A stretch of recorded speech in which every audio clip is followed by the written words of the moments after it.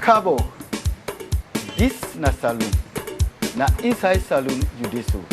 Welcome to Sierra Leone.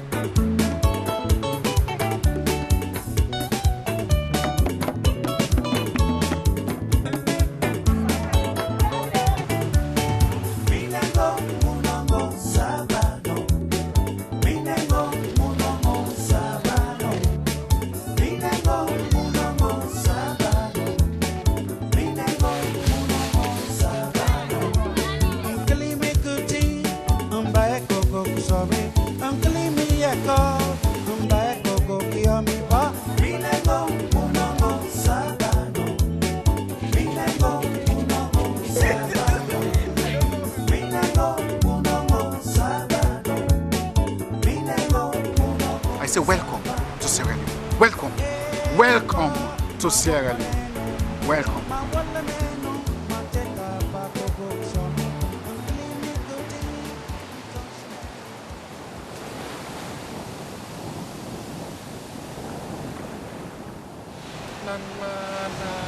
Rakat koding ting kong kong. Sabam pada kesabam pada.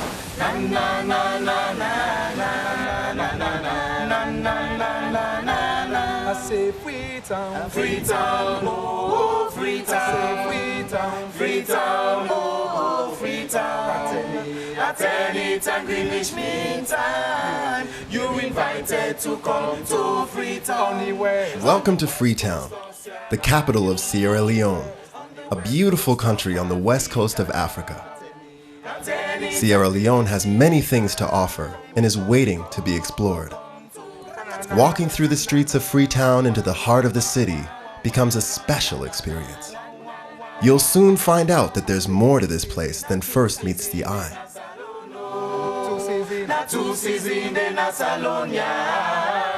Rain season, dry season, orange and mango season, dry season, rain season, dust and poto. Rain season, dry season, orange and mango season, dry season, rain season, dust and poto. Freetown is Central West. For most visitors, the adventure starts in Freetown. The city was founded in 1787 as a base for suppression of the slave trade. In 1792, 1,200 freed slaves from Nova Scotia joined the original settlers, creating a permanent settlement. The city grew with further waves of freed slaves. Freetown is a busy, colorful place, and you can't help loving it, nor its beautiful people who are proud to show you their country. Overlooking the House of Parliament, right across to State House, you can feel refreshing breeze over the city from the ocean, right to the mountain tops. At any time, Greenwich Mean Time, come to.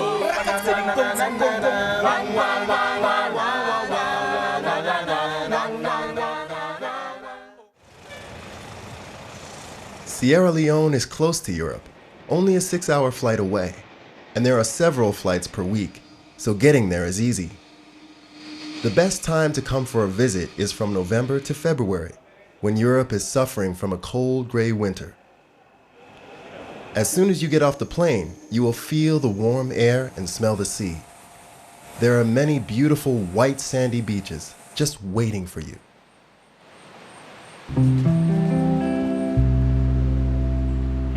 Time when me heart been there, so you been too small.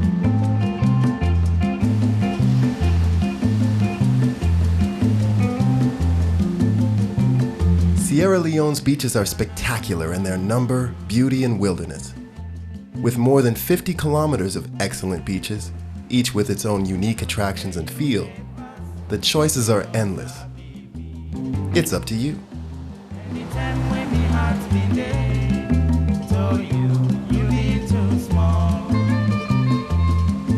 I said now where you don't be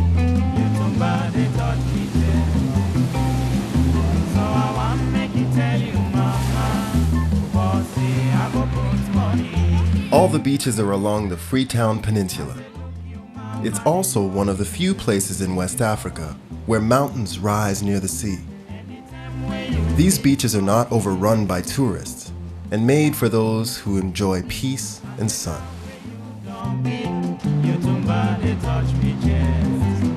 Here you can have miles of white sand and palm trees, all to yourself.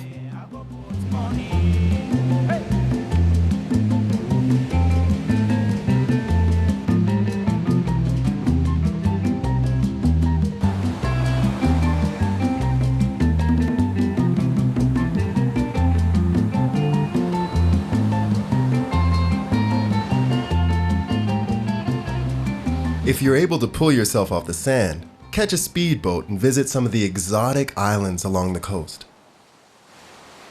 like the Banana Islands at the south of the Freetown Peninsula. Or join the local football team.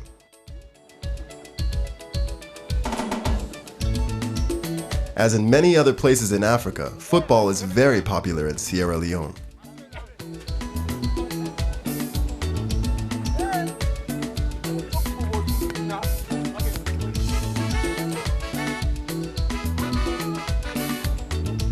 Many people who come here easily spend their whole week at the beaches and do absolutely nothing, except to go for a swim.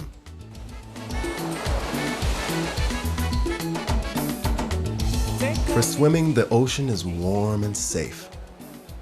The waves at some beaches are also good enough to surf. If you want to be more active, deep sea fishing is popular here, as well as casting a line from the beach. If you don't feel like going out and getting your own fish, you can pick one out from one of the many local fishermen who bring in their catch every day.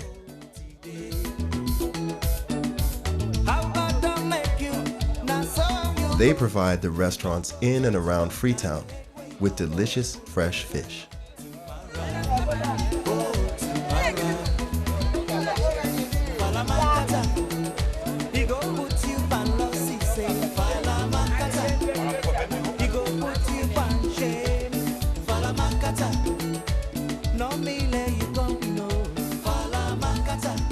In Sierra Leone, you can find many fantastic restaurants. Every town of any size has a choice of places to have a nice lunch or dinner, while Freetown has restaurants serving cuisine from around the world.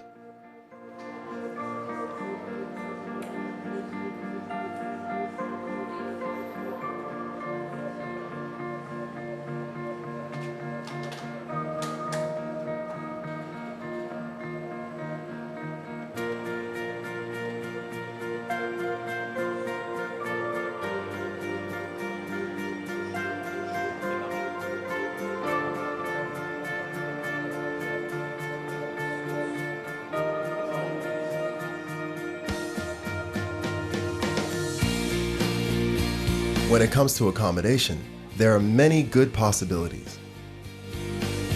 Freetown is full of well-equipped hotels, guest houses, and resorts.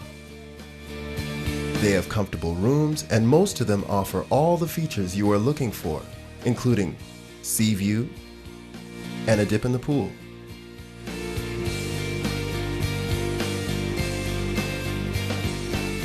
However, there is still much more to discover.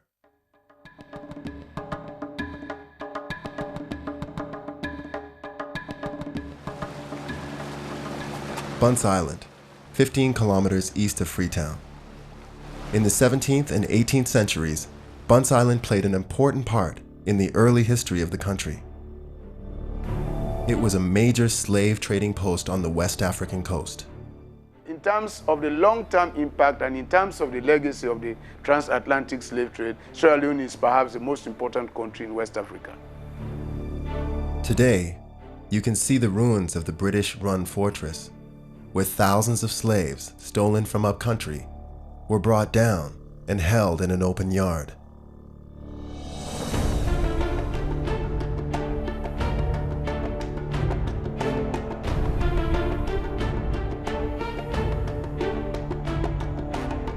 Walking through the remnants of the walls and bastions, you can still see the slave quarters, storage rooms, and residential blocks.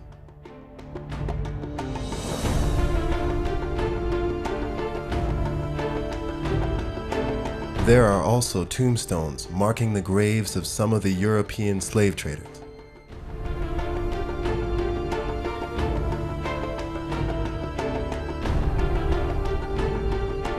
Many cannons still lie in their original positions, silent witnesses of the transporting of thousands of African men, women, and children to Europe and America. A chapter in Sierra Leone's history the people still remember.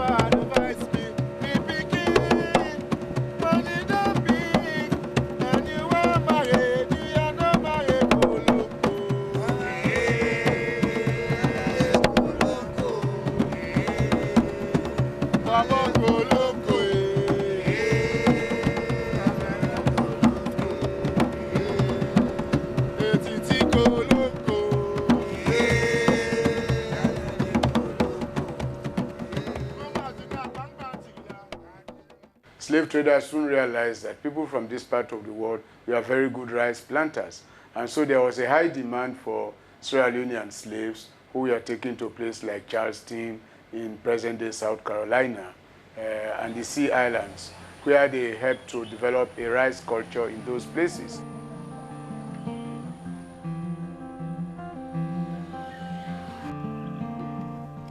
Today, most African Americans can trace their roots to the rice-growing hinterland of Sierra Leone. Particularly, the descendants of the so-called Gullah culture in the American states of Alabama, Georgia, and South Carolina.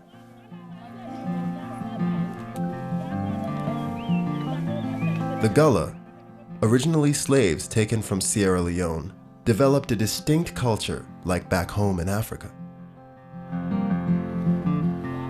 Some Americans in Georgia even speak a language that closely resembles Mende, the language of Sierra Leone's largest ethnic group. They are most welcome. Let them come. They have brothers and sisters here. This is their root. And you know, and no matter where you come from, as long as you're a black man, you are an African. And you are not only an African in this case, you are also a Sierra Leonean. So they are most welcome.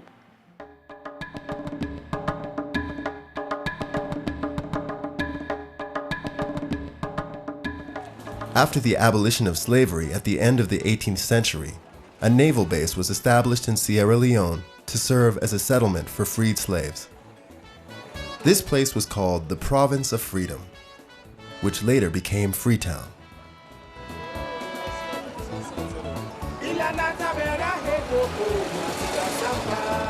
By 1855, over 50,000 freed slaves had been settled there, and whose descendants became known as Creoles. They developed a specific culture and architecture. In Freetown, you see many good examples of Creole houses made of wood. Most date from the late 19th century.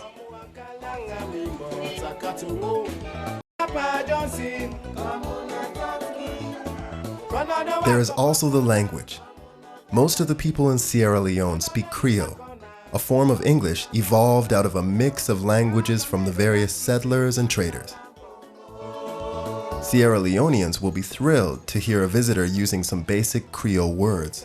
So, here are some examples. Howdy, buddy. How are you? Well, I'm fine.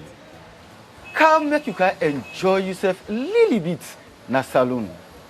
Come and enjoy yourself a little bit in Sierra Leone.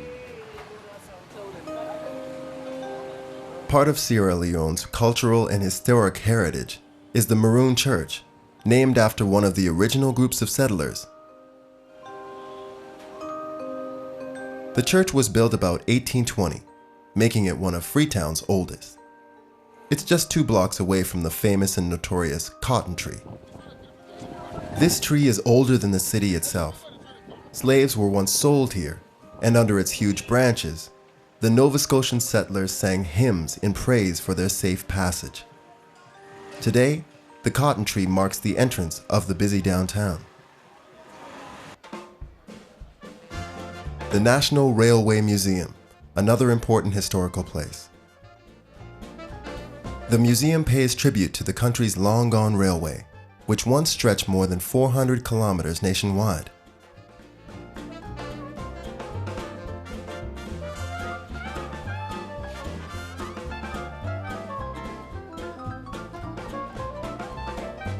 A short tour through these restored train engines and cars is very interesting.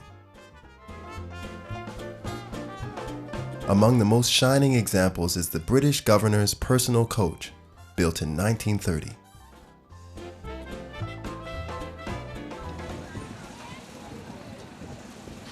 Apart from historic sites, Freetown has an interesting and varied choice of things to see and do, such as a shopping tour of the big market.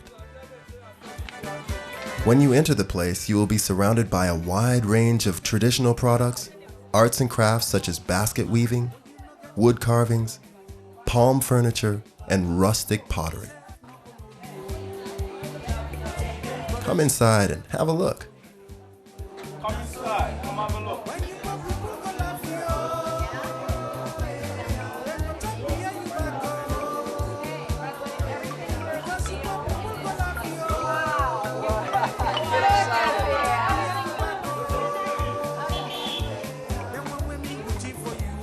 I got this man. Great.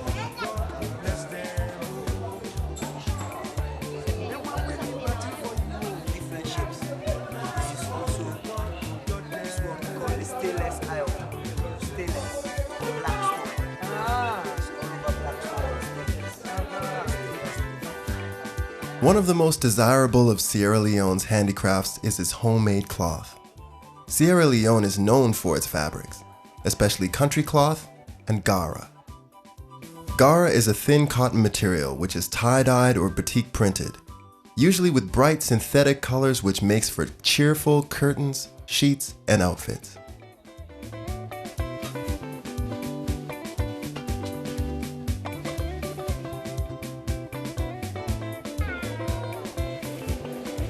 Woven on wooden looms in the hinterland, country cloth is a coarse material made from wild cotton into narrow strips that are joined to make blankets, hammocks, and clothing.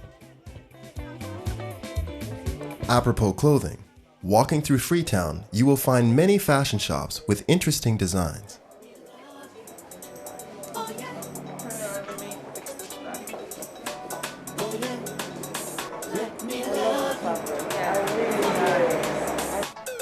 The fashion design industry in Sierra Leone is quite strong and well developed. Take the chance and have a look at the creative work of young designers who clothe the Sierra Leoneans in a very fashionable way.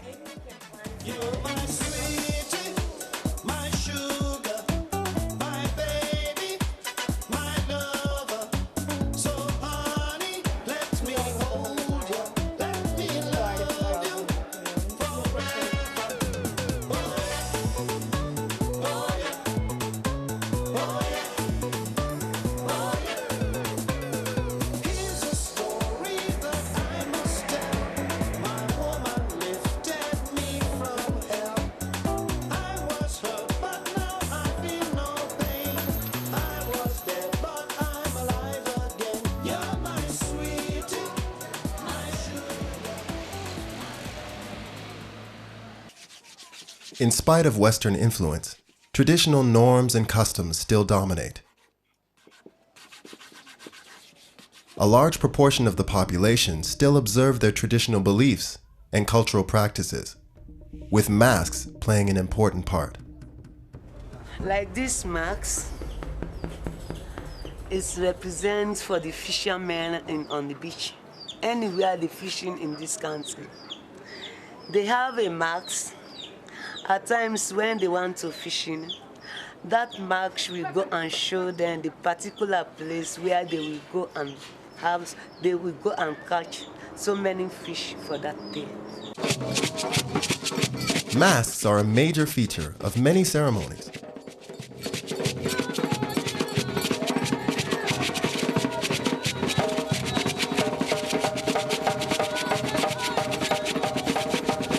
The country has still more to offer, such as a trip to the provinces. There is, for instance, Kabbalah, the largest town in the north of Sierra Leone. The place is remote, with wonderful landscapes.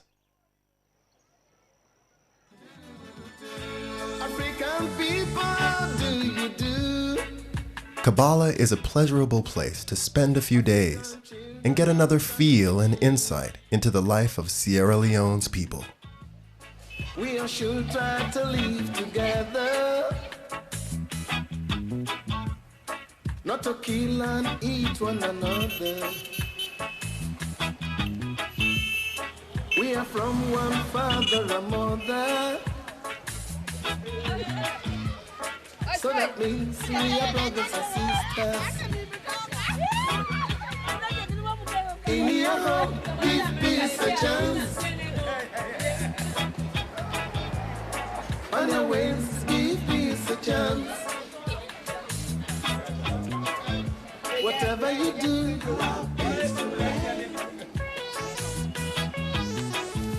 wherever you are,